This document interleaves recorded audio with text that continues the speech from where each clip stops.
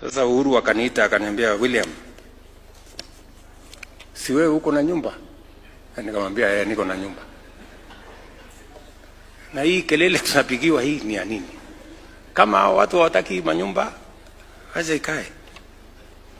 Tukawachana naye.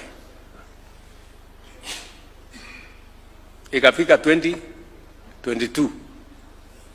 Manifesto ya Azimio iko housing.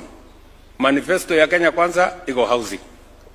Kwanza hii 1.5 hii mumeniita naye Zakayo ilikuwa kwa manifesto ya Azimio.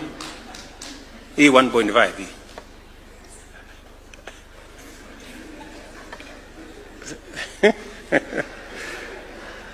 Sindio? Yes, ilikuwa kwa manifesto ya Azimio. But because it is the right thing, sisi wote we know it is the right thing, lakini nani atafanya hii kitu? You know? So ndio huyo mimi nimefika hapa, nasukuma, nimepita bunge, kelele imeanza. Zakayo, sijui nani, sijui nini. Mimi this time nikasema nitakaa ngumu. Wacha nikuwe Zakayo if it must. But we must implement this thing.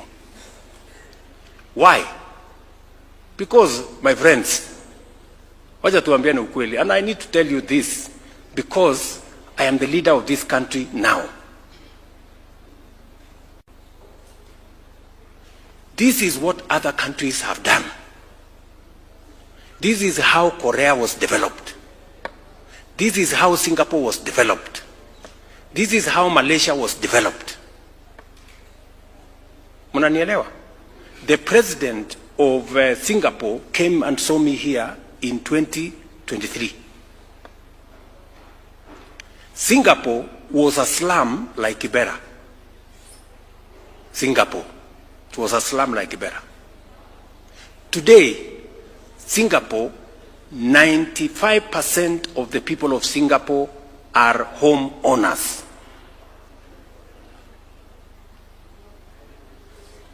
They are in the first world. Today, Singapore is in the first world. 95% of their people are home owners. In Kenya, 7 million people are living in slums. We are in the third world. Mnaona ile saa zingine hasara tunapojiweka sisi wenyewe. Listen. Go and check the facts.